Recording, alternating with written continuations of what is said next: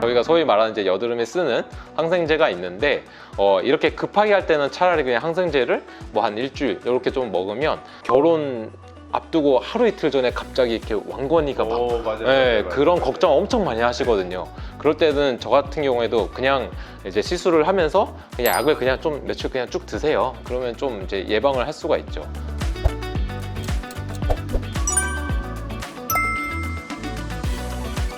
안녕하세요. 타임리스 피부과 마포점 김종혁 원장입니다. 고덕점 노윤수 원장입니다.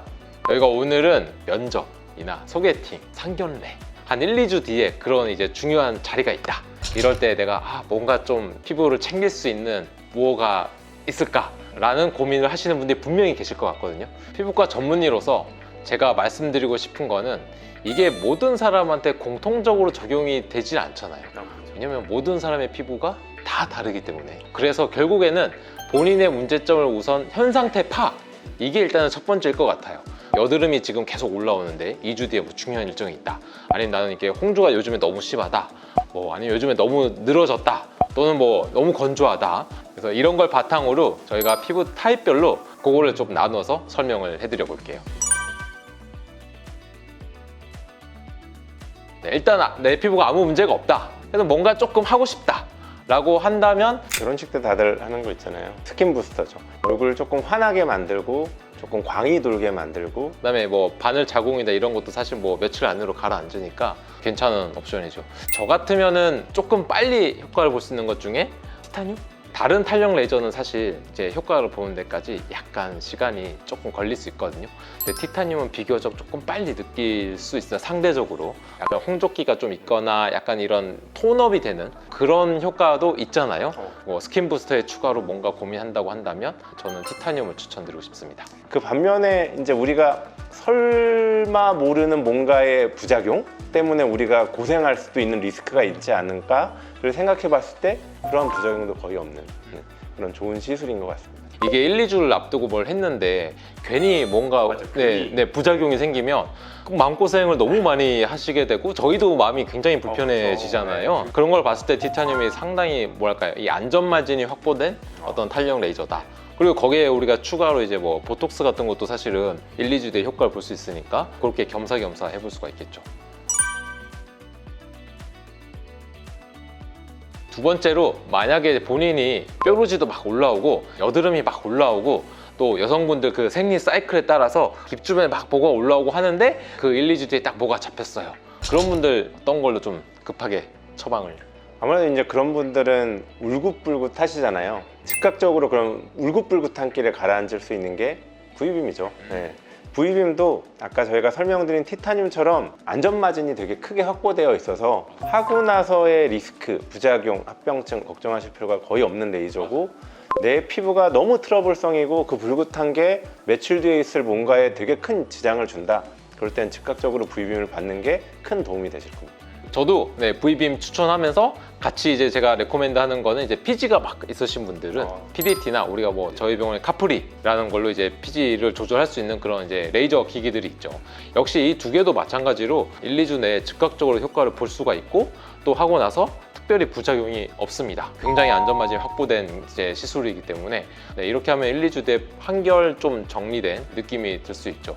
혹시 먹는 약 이런 것도 조금 처방을 해주는 편이세요? 그냥 그 약 같은 경우에는 사실 효과 나는데 시간이 오히려 반면 좀 많이 걸리고요. 그리고 갑자기 먹는 경우에 한 10명 중에 한두 명 정도는 오히려 더 뒤집어지는 현상이 근시일 내에 나타나는 경우도 있기 때문에 사실은 그건 너무 안전한 방법이라고 보긴 어렵고, 그 염증에 맞춰서 이제 염증약을 주로 처방하는 편입니다. 그냥 이제 항생제죠. 네, 저희가 소위 말하는 이제 여드름에 쓰는 항생제가 있는데 이렇게 급하게 할 때는 차라리 그냥 항생제를 뭐 한 일주일 이렇게 좀 먹으면 결혼 앞두고 하루 이틀 전에 갑자기 이렇게 왕건이가 막 그런 걱정 엄청 많이 하시거든요. 그럴 때는 저 같은 경우에도 그냥 이제 시술을 하면서 그냥 약을 그냥 좀 며칠 그냥 쭉 드세요. 그러면 좀 이제 예방을 할 수가 있죠. 이번에는 반대로 이렇게 피부가 너무 드라이 하신 분들, 이렇게 막 각질도 일어나고 막 건조하고 푸석푸석하고 이런 분들한테는 우리가 급하게 뭘 좀 해줄 수 있을까요?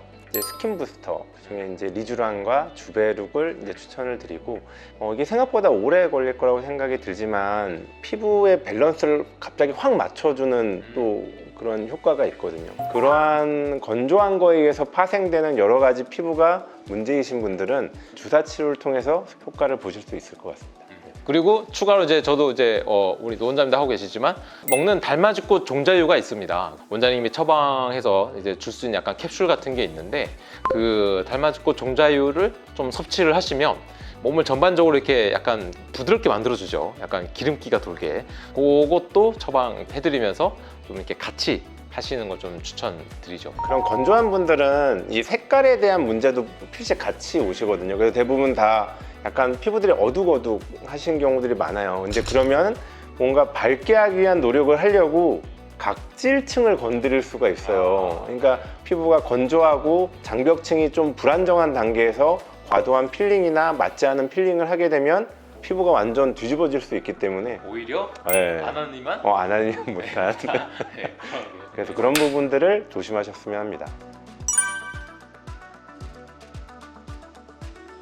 그 잡티 또 이렇게 소개팅 이런 거 이제 있으면 그죠, 면접 이런 거 있으면 급하게 약간 좀 정리할 수 있는 뭐 그런 마음이 있을 수 있는데 그럴 때 원장님 어떤 거 추천하시나요? 앞으로 이제 중요한 일정이 1, 2주밖에 안 남았다.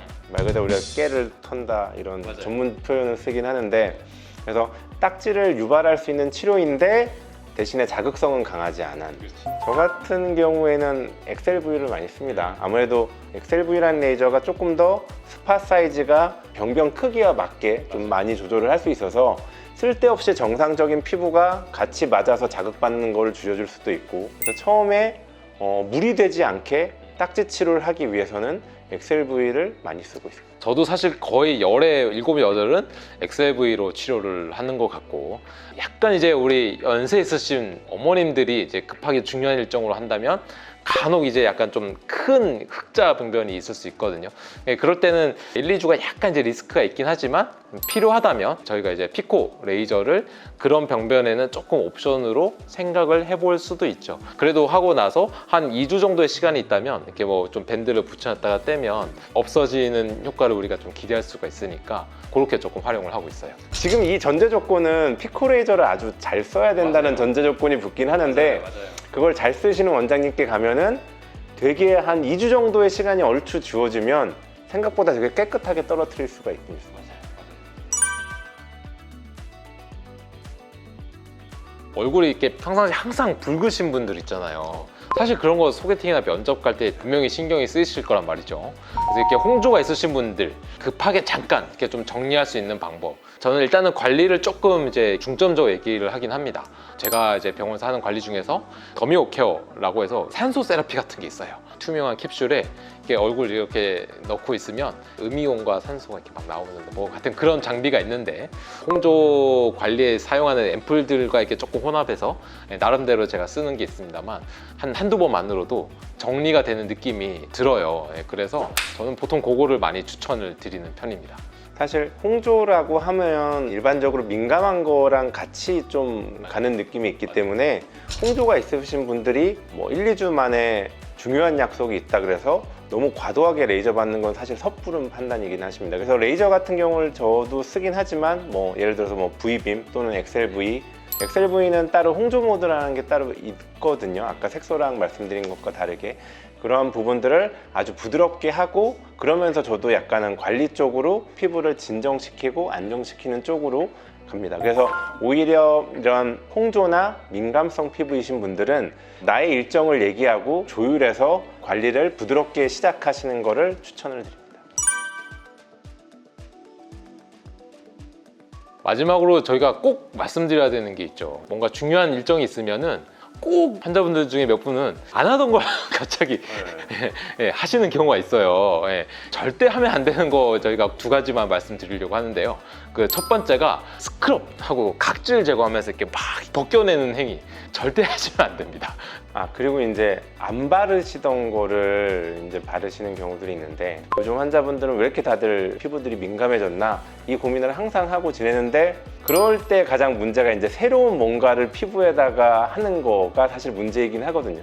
새로운 화장품이나 새로운 팩 같은 거를 하지 마시고 오히려 만약에 보습을 하고 싶다 그럼 원래 써오던 보습 크림을 여러 횟수를 바르거나 하시는 쪽으로 가셔야지 안 쓰던 걸 갑자기 써서 해결을 보시려고 하면 진짜 10중 8구 낭패를 보실 가능성이 매우 높긴 높습니다. 네, 오늘은 저희가 소개팅이나 뭐 면접 같은 중요한 일정을 앞두고 1, 2주 전에 우리가 할 수 있는 그런 이제 어떤 처방에 대해서 이야기를 나눠봤습니다. 저희가 처음에 이제 그 분류를 해드린 대로 현 상태를 정확히 체크하고 거기에 맞는 시술을 들어가는 게 도움이 됩니다. 그래서 그때 유행하는 걸 쫓아서 저 그거 좋다던데 저 해볼래요 이렇게만 너무 요구하시지 마시고요. 본인의 피부 상태에 맞는 시술을 찾아서 그에 대한 치료를 받으시기를 추천드립니다.